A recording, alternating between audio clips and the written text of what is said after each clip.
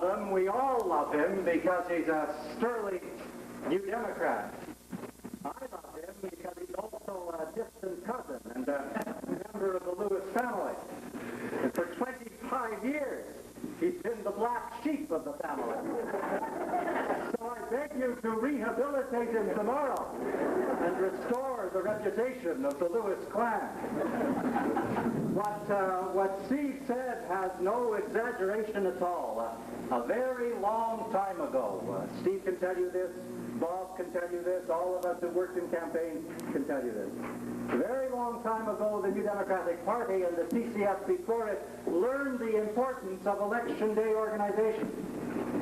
Back in 1968, Tommy Douglas, then running in the riding of Burnaby-Coquitlam out in British Columbia, won his riding by scarcely 200 votes, less than 1 vote per poll. In 1965, we've taken that riding by 10,000 votes. And the reason our plurality was so lamentably low in 68 was because we had a crummy and inexcusably crummy election day organization. In the same year, a fellow named Ed Broadbent won the riding of Oshawa by 15 votes in 1968. 15 votes. There were over 200 polls in his riding. So when Steve tells you to extrapolate, he doesn't use that language because he's a lawyer and he's not familiar with it. But when Steve tells you to extrapolate 1 vote per poll into the whole riding, then you understand the importance of it. 15 votes, and Ed Broadbent knocked off Michael Starr, the old Tory, who found a patronage route in the province of Ontario, became chairman of the Workers' Compensation Board. When Lincoln Alexander, a Tory MP, lost, he was made chairman of the Workers' Compensation Board. We have our own patronage networks in Ontario to satisfy the woe-begotten Tories who are defeated by New Democrats. In 1971, in the riding of Scarborough West, we won the seat by 169 votes, and we had 181 polls. And I would have lost that election had it not been for a remarkable election day organization. And I had to go through a blessed recount, one of the most humiliating, degrading processes in the world, where you sit captive of some beady-eyed, anal-retentive returning officer who counts out those ballots one by one while your adversaries gloat in your face.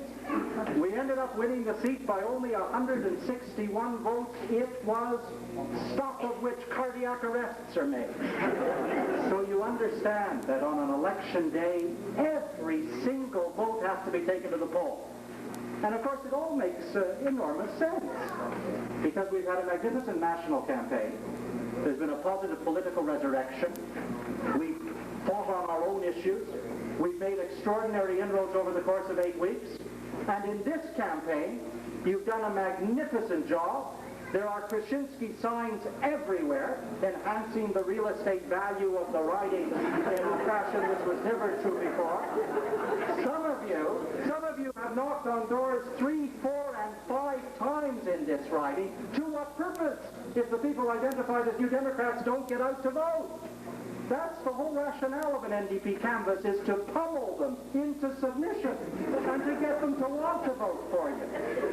I can remember in the Middlesex South by-election in 1969, we asked canvassers to knock on doors, to have a drink with the voter, to eat a meal, to stay overnight, to spend as long as they wanted. On one Saturday, we imported 107 canvassers from Toronto for Middlesex South, and 6 of them have not returned to me. So if you go to that extent, then for heaven's sakes, how can you lose it on election day when all the votes are there and they're identified? And you must somehow get them out. And it ain't, let me tell you, it's not easy. And the fact of the matter is that we've established a number of simple rules and regulations. You've got instructions for outside scrutineers and inside scrutineers in your various kits, which make the election day a pleasure. York South becomes a kind of NDP juggernaut. It's a convention of New Democrats on the street.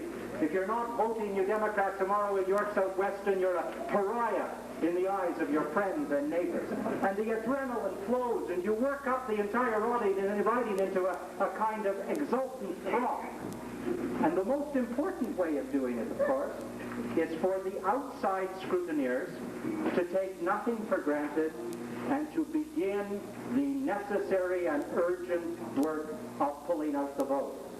Now, the first thing you should do is take off as much time tomorrow as you can. Phone in sick to work, walk out on your employer, insist that you have to leave. If there is any financial loss, Steve has told me that he'll personally cover it. And there's no problem in that respect at all. And then you get into your poll as early as possible. Wendy will explain later to the inside and outside scrutineers the precise mechanics of how you learn who has voted and checking in and out of a polling station. But you get into your poll as early as possible and you begin the rounds of knocking on the doors of the voters who have decided to support Krashinsky and the party. And you do it at 9 or 10 or 11 o'clock in the morning if you're out that early at a fairly leisurely pace. And you knock on the door and you tell them, I'm here on behalf of Steve Krashinsky. We're going to win this riding today and we know you're supporting us and we want you to get out and vote. And you do it with elan and good feeling and a lot of smiles on your faces, and you move through the poll at a fairly easy pace. And if you want to, you can even come back to the committee room and check in and say hello and tell them how it's going. And then about mid-morning or just before noon, you make another round of the poll to the same decided voters. They'll look a little surprised to see you a second time, but they'll be pleased because they live pretty dismal lives, you know.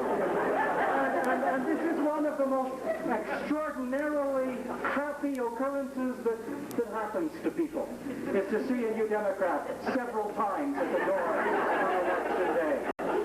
And you knock again and you remind them that you were here before, and you remind them that you're coming back again, and you just want to keep their enthusiasm up. You may tell them where the polling station is located. It's just next door, sir. It's just down the road, madam. It's just around the corner. Please get out and vote. Don't forget the polls close at 8 o'clock. We want every single vote. And you'll find something extraordinary. You'll do that at about noon, having made your second round, and you'll knock on the door, and the woman will come to the door and say to you, oh my God, my husband is a shift worker. His shift starts at 12:30 in Richmond Hill. He just left, he didn't vote, and it ends at 8:30. And 2 votes that you thought were in the bag suddenly become 1. Do not, however, despair. We will go anywhere for a vote. We will do anything for a vote, from persuasion to coercion. And you need only phone the committee room and they will dispatch a car to Richmond Hill to pick up the worker and bring him, whether voluntarily or involuntarily, back to the riding in order to vote. The point is, you never let a vote escape you.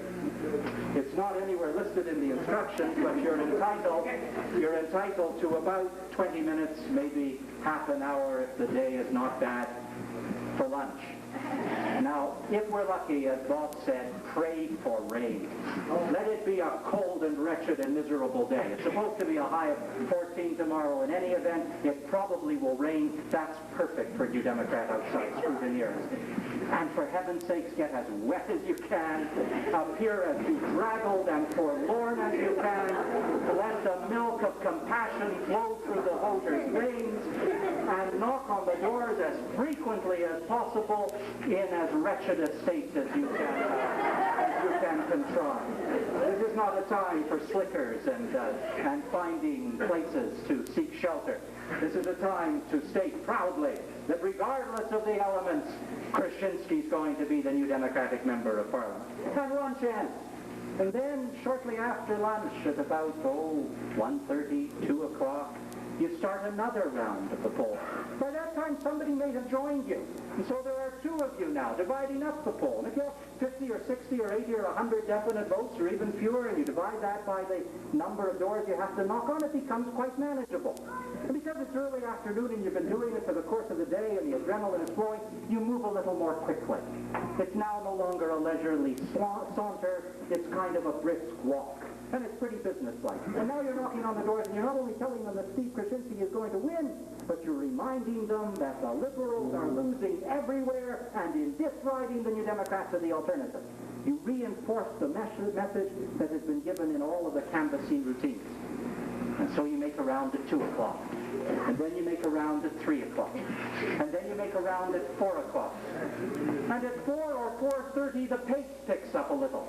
No nonsense. No stopping for coffee. No flagging at any step. Drop in your tracks at 8:01, but keep the pressure on. The point is, and some of you will be skeptical of this, you can't knock on a door too many times. You won't alienate voters, please believe me. By the end of the day, they think you're berserk. By the end of the day, they're voting for you out of sheer desperation to get the bloody thing over with so you'll leave them alone. But at 4:30 or 5 or 5:30, it begins to be serious because people arrive home, they go into the house, they settle down for dinner and perhaps some television, and you can't get them out to the polls. And the most extraordinary range of things happen. You knock on the door and they come to you jauntily and they say, oh, we voted half an hour ago. You go back to your poll, and lo and behold, they didn't vote. So you go back to the door again and you knock deferentially and you say, I'm coming around to have you vote for Steve Krashinsky. We're really going to win this riding. We're looking forward to it. And they say to you with some irritation, but we told you half an hour ago we voted. And you say with a broad smile on your face, I think you thought you voted. You want to vote so badly that you thought you've already done it. But my list shows you haven't done it. So they may become a little argumentative. So you cajole them out of it. And if necessary, you become a little argumentative yourself. Remember, you won't alienate them. If they get there, they'll vote for us. It's a matter of getting them there. Michael Lewis tells a wonderful story of Vancouver South in an election where one canvasser was looking after 200 votes in 4 low tenement apartment buildings. And what the canvasser hadn't realized was that all of the inhabitants of these apartment buildings were single people or young married couples, and they all worked and they all came home after 6 o'clock. And he had no votes to speak of before then and didn't know how he'd get them out. So at 6 o'clock, he devised an immensely intelligent strategy. He would stand at the end of a hallway in the tenement, and he would knock on the doors on both sides running of all of those who were scheduled to vote NDP. And he reached the end of the corridor. And as they all opened their doors and moved into the corridor, he held a meeting. He announced to all of them in this little communal meeting in the corridor that they had to get out and vote, that we were counting on it. The point is, you must never, ever let a single vote escape. And at 6:30 and 7, you'll be going back again and again, and they'll be anxious and they'll be fretful, and you devise as friendly a demeanor as you can, and you encourage them, you offer to sit for them, you offer to walk them to the poll, you offer to get them a car, although most people are close enough not to need cars. You use any device or stratagem at hand. In 1962, in this riding, when my dad was elected for the first time, Jerry Kaplan and I were running the campaign, and Jerry and I decided to pull out the vote because there's nothing that's more fun on election day. And at 10 to 8, we had 2 votes we couldn't get. And this beggar, this surly SOB, who was voting for us, and therefore had some redeeming features, was sitting at his dinner table at the end of the hallway, eating, contemptuous of the clamor around him. And Jerry and I looked at each other and we decided to do the only thing you do. And I swear, this is exactly what we did. We walked into the house, we walked down the corridor, Jerry took his sandwich and his soup from the table, put it in the sink, we walked over and lifted him bodily in his chair, carried him down the corridor, and carried him to the pole. Now, he began screaming maniacally initially. Then he was laughing so hard that by the time he got there, he said, laughingly, that I'll vote for you bastards anyway. When Michelle, my wife, was canvassing in the Riverdale by-election, at 4 minutes to 8, the 2 votes remaining in her poll were engaged in a domestic quarrel that involved physical violence. She burst through the back door and into the basement and said, rather theatrically, "Stop! You must vote. You can continue after 8 o'clock." And both of them went out and voted. I beg of you, don't let a single vote escape. They'll give you every reason in the world why they can't vote. They'll drive you crazy with the implausible excuses. You'll be beside yourself that all that work over the last several weeks seems to elude you because 2, 3, or 4 people don't vote. If 4 new Democratic votes identified don't vote in a poll, that's 800 votes. This is a close contest we're in York Southweston.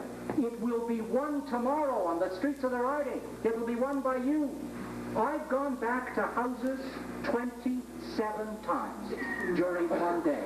I will admit I have felt a little self-conscious after the 20th time. But you just grit your teeth and you do it. And you absolutely persuade them or lug them to the polls. Look, you've had a magnificent campaign in York South. You've got a superb candidate in Steve Krashinsky. You know what happens when he gets into the House of Commons. He'll be indomitable, indefatigable, insufferable. They'll have to devise new rules to contain the beggar. Steve Krashinsky endorsing products. Steve Krashinsky, a household name. Steve Krashinsky, who will bring pride to everyone in this riding and all of you who have worked for him. And this business of pulling out the vote on election day isn't some silly existential operation where you're knocking on the doors for the hell of it. Every single person you pull to the poll, every single door you knock on, is a voter who is voting for a party whose policies mean a more humane and just and civilized Canada. That's what we're engaged in.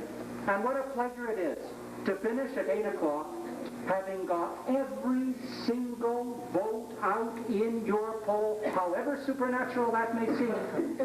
And then you wander off, where is it, Steve, to the San Marcos Hall? And by Fairbanks Hall. And by 8:45 tomorrow night, with smiles sweeping every face, you'll be welcoming and greeting Stephen Krashinsky, Member of Parliament